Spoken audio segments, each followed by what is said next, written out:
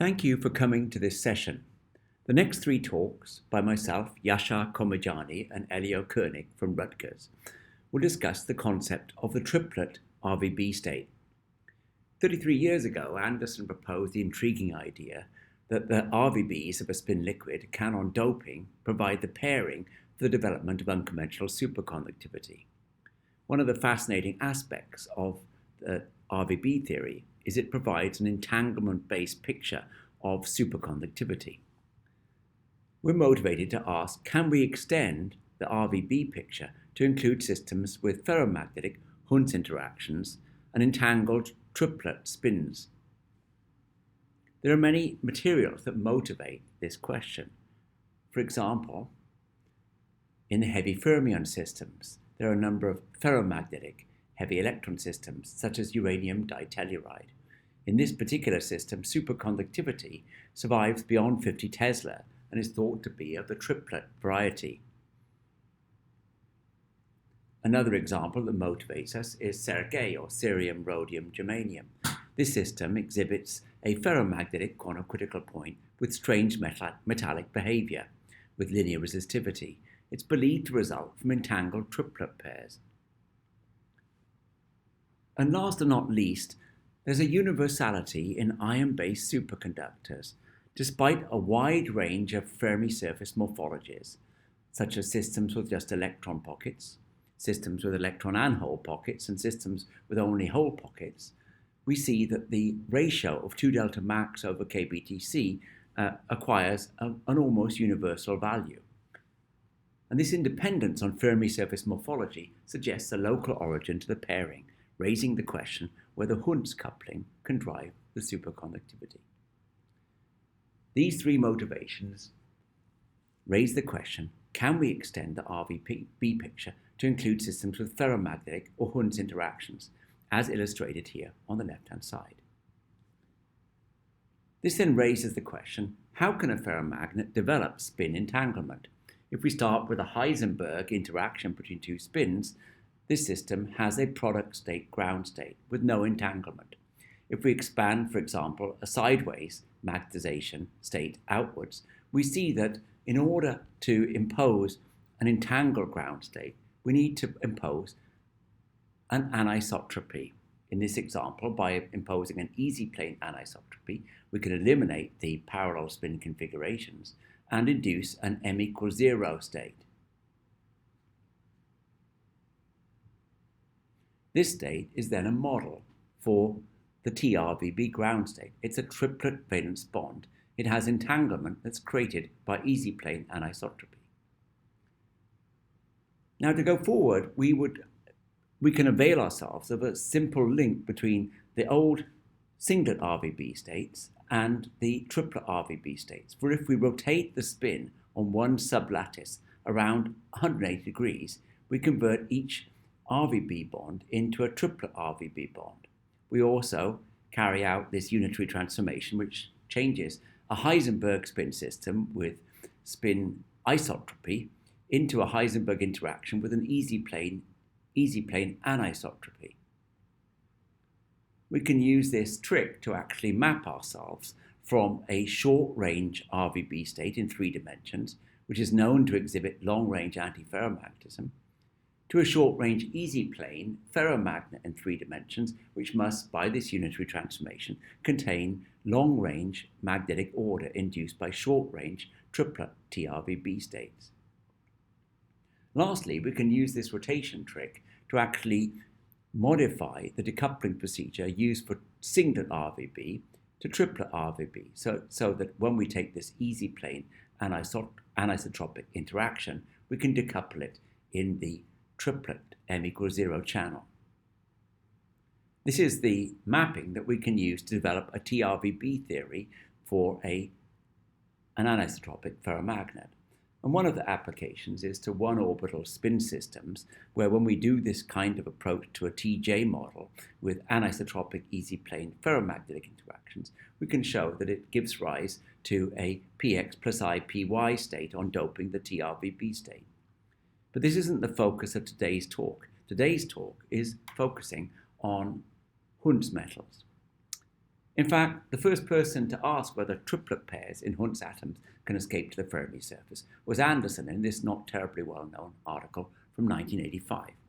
He pointed out that if you have an atom with Hund's interactions, which has a center of symmetry located on the atom, then this state forms an orbital singlet, but even parity state. Such an even parity state, a little bit like an S-wave state, doesn't mix with the odd parity pairs on a Fermi surface. And so atomic triplet pairs in this situation are confined.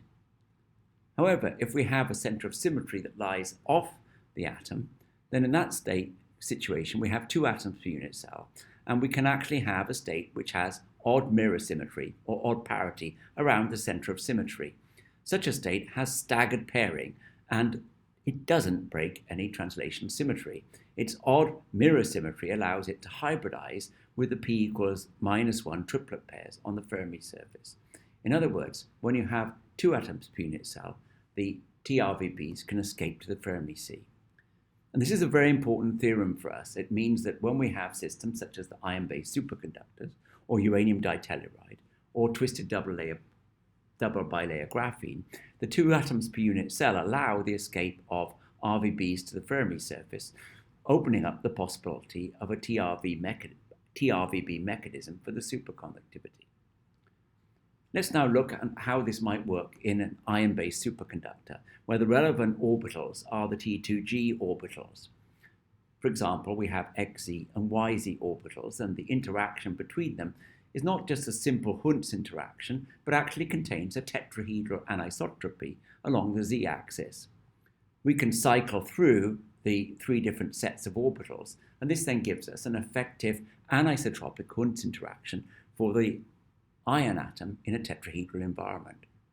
Let's look at the ground states we get from this, and let's first remark that we can actually decouple this by creating a general on-site triplet pair. And an on-site triplet pair is made out of the orbital angular momentum of the electrons, described by this I epsilon ABC, and the spin angular momentum, and they couple together to form a general tensor.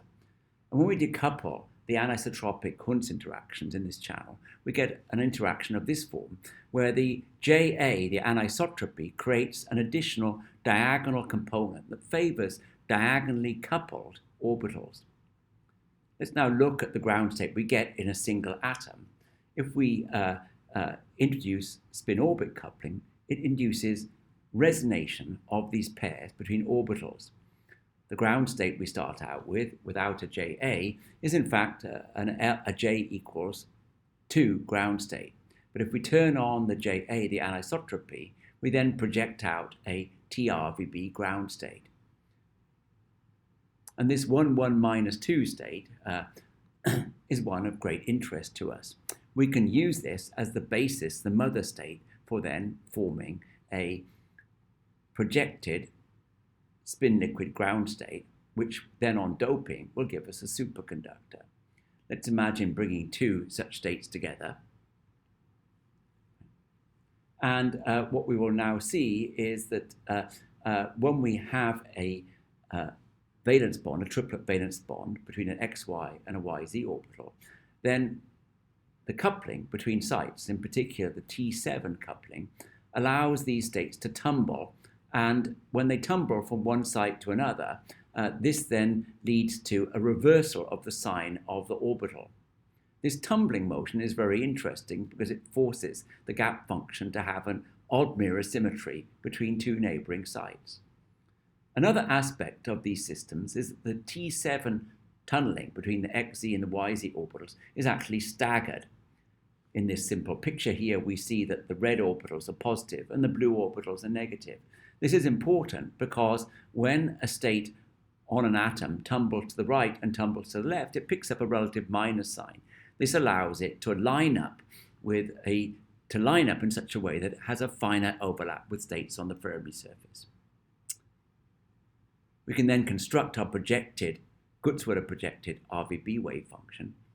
It contains a component which is decomposed in terms of eight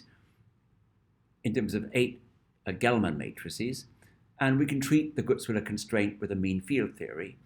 and this then leads us to an effective interaction that has the form given below. This then allows us to develop our, as we'll see in the coming two talks, our RVB picture of ion-based superconductivity.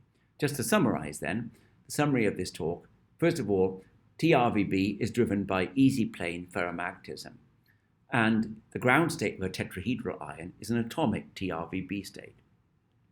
Lastly, Anderson's theorem tells us that Hund's pairs can deconfine when the center of symmetry in the atom, in the crystal structure lies between two atoms, forming staggered pairs.